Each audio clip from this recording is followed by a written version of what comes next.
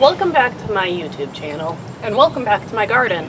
I hope you enjoyed our anniversary special, and continue to enjoy our addition to YouTube that comes with it. Today, I'm here to talk about building soil. So, I'm going to cover a wide variety of things, from pests to nutrients, that I found through my own research, as well as through my own experience. So, I'm going to bring you on in closer and we'll get started. Okay, so the first thing that we're going to cover is the layers. I like to mix uncomposted compost into my potting soil over the winter. During the winter, while nothing is growing, that breaks down and puts nutrients back into the soil. And during the winter, I don't worry about taking the coffee grinds out of the filters. In the spring, once we get warm enough to come outside during the day, and we still have the chance of frost at night, I bring the dirt back outside. This allows the microorganisms, the bugs, and the worms to help speed up the process of the decomposition. This year, I took it a step further, and I added wood shavings from my husband's workshop to the soil. This helps to trap the moisture and retain the moisture for the soil, which also helps to speed up the process of breaking down the compost. Now, for all of you who have been following me, last year, I continued to add my compost to the top of the soil.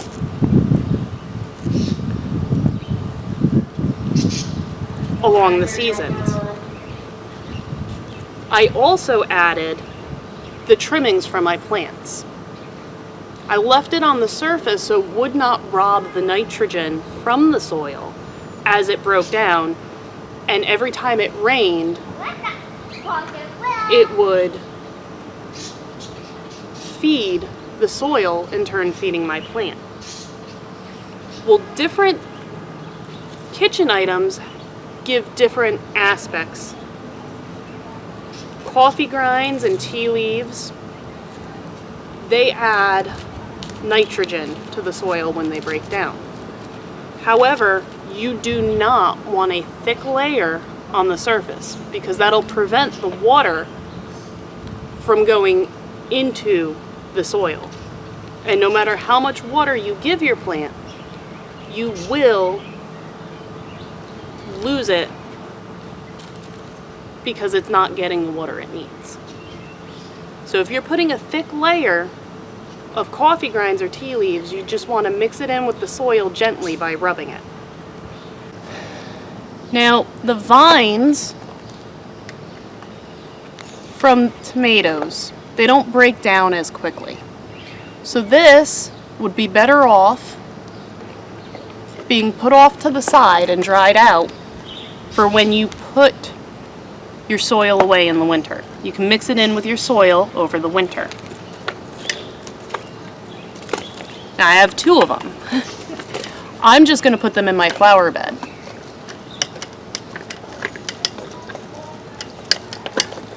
Also, when you are using your coffee grinds during the main season, if you're adding them directly to your plants, you want to skip the coffee filter. So, sprinkle out your grinds and put the coffee filter aside. If you have a compost pile, you can add the filters to the compost pile, but they take a lot longer to break down, just like the tomato vines.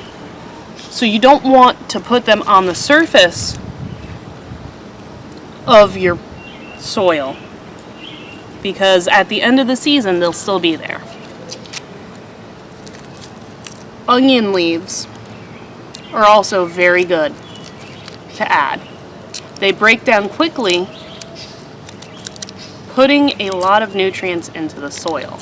Now, the smaller the piece, the more surface there is, and the quicker it breaks down. So if you're putting large pieces of stuff into your soil, break it up, cut it up. Banana peels, orange peels, onion peels. You want to break it down to small pieces so that it breaks down and feeds your plant quicker. Now I do this all season long. Now, I don't use all of the pepper when I cook, but you don't want pepper seeds coming up in your garden. So you discard the pepper seeds and you break up your pepper. Now I found that these break down rather quick, except for the stem. So you don't have to worry about breaking them into too small of a piece. And when you're adding your compost, it's a very good idea to have garlic. Garlic anything. You could have bits of garlic clove, you could have garlic skin, especially with cucumbers. This actually helps to deter thrip. For some reason, thrip does not like garlic. Okay.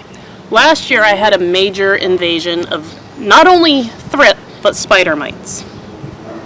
And I soaked garlic cloves in a spray bottle full of water and sprayed where the thrip was, and it disappeared. Like, almost completely. When the eggs that they laid hatched, I sprayed again, and I didn't have a problem with thrip the rest of the season. Spider mites were a little more aggressive. I had to add a little bit of Dawn dish soap into the water, and I had to spray my plants.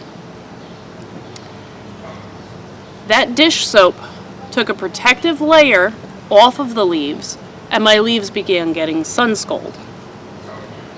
So I had to research how to make my plants grow faster without using chemical fertilizers. Now, aspirin is a synthetic version of willow's bark. And what I found online, and I may be wrong, I may be not looking at the correct sites, but it is almost an exact duplicate, just made synthetically. And what willow's bark does is it gives your plants a boost to grow. So I soaked some aspirin in water and I sprayed my plants, and I was able to get them to grow fast enough so that they had new leaves out before the damaged leaves died off, and I was able to continue growing them this whole season. However, any bit of organic matter you can layer in around your plants. It doesn't have to be for a specific purpose. You can put eggshells, you can put orange peels, lemon peels. Those will all give you calcium into your soil. You can also add your clippings, and whatever the plant has taken out of the soil, it will put back in.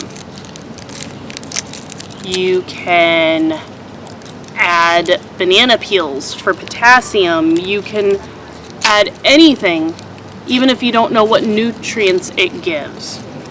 However, if you're using it for the lazy compost method, like I am,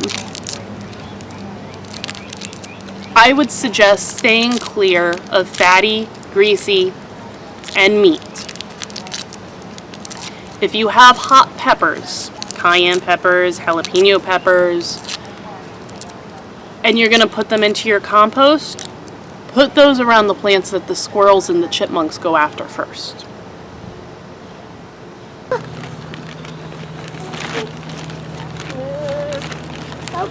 Okay, so this year I'm adding something to my soil that I haven't before.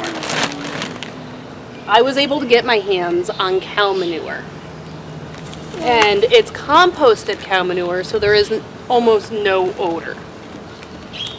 This is already composted, and I put it on top of my uncomposted stuff. And it adds the nutrients, the nitrogen, that'll be taken away from the surface during the composting process. It will also, every time I water, spread the nitrogen all throughout the soil, feeding the soil, in turn feeding my plants.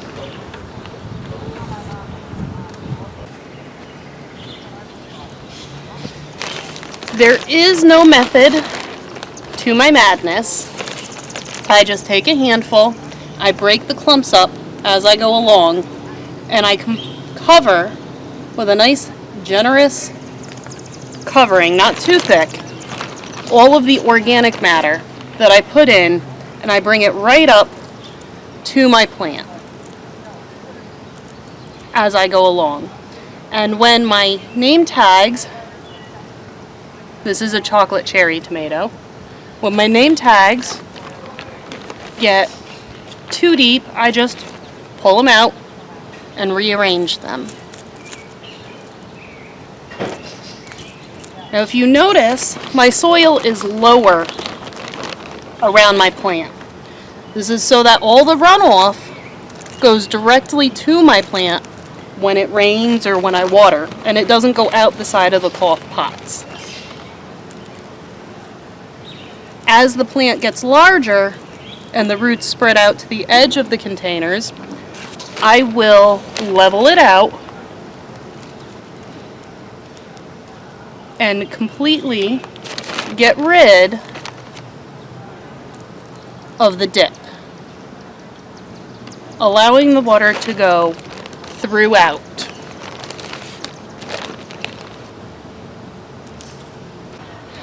I thank you all for tuning in and watching my channel today. So now that I've explained about building up my soil, it's time to explain about the rain. Having your plants outside, it's gonna rain, it's gonna storm. And for your plants, that's a really good thing. Whenever it rains, the rain pushes nitrogen down from the air, and the plants absorb that through their leaves, and it gives them an instant growth spurt. Nitrogen is responsible for the green growth on plants. The only issue is, if it rains too much or if your leaves are too close to the soil level, you're going to have fungal issues. So right before it rains, sprinkle a little cinnamon in your garden. A little powdered cinnamon from your kitchen. Sprinkle it over the plant, nice light coating, tap it so that it doesn't completely block all the leaves. Get the soil around it. That'll get your fungal problems down to a minimum. Another thing that you can do when dealing with pests is garlic spray. Anastasia, would you mind to demonstrate for us? Yes, thank you, Mommy. I have a little spray bottle. Turn around and show our viewers. Okay, and in that bottle I put some garlic cloves. I soak the garlic cloves in water, and I spray the top layer of my soil once I'm done putting my layers down, and I spray the plants and the pot and all around it. The garlic keeps most of your pests, especially thrip, away. Like I said before, make sure you have your garlic in your compost. If you have an issue with squirrels, add cayenne pepper, crushed red pepper, to your soil. It'll help keep them from digging it up, especially your sunflowers. They love those. Sunflowers, peas, beans, they tend to migrate towards those. And other than that, you can plant certain flowers to help keep them away. Like geraniums will help keep aphids away. but I only have 2 geraniums. So I had an aphid infestation on my dill. You can do the soapy water, but you're going to take the protective layer off your plant. So you're going to want a growth inhibitor. You could use cinnamon for that because that'll help speed up the root growth. You could use Epsom salt for the magnesium, but that mostly helps with fruiting and flowering. You could use willow's bark. It's hard to get your hands on willow's bark, so if you don't mind going to a synthetic version, you can use aspirin. Just soak the aspirin in water and your plant will regrow. If you don't want to do that, there is a chrysanthemum based spray. Pyrethrin. Pyrethrin is made from chrysanthemums. It is a kill on contact and it doesn't stick around. So you'll kill the pest, but you won't kill the eggs. So you're going to have to do a second round, which is why neem oil, which is sold out in my area, comes in handy. You spray your plant all up the stem, bottom of the leaves, top of the leaves, every inch of your plant. Mommy. You spray the surface of the soil, and then you soak your soil with neem oil. The neem oil comes from a tree. It's also an organic chemical, and it hangs around in the soil for a bit. So when those eggs hatch, they're not going to have a second wave of eggs. Okay, so thank you for watching the video. I hope you enjoyed me showing you how I layer and build up my soil, and I hope you find this video helpful. So if you liked the video, don't forget to give it a thumbs up, subscribe if you haven't already, and don't forget to share this with your gardening enthusiastic friends. Thank you all for tuning in, and on our next garden video, we'll be talking about bugs, beneficial insects as well as the ones you want to keep away. Thank you all.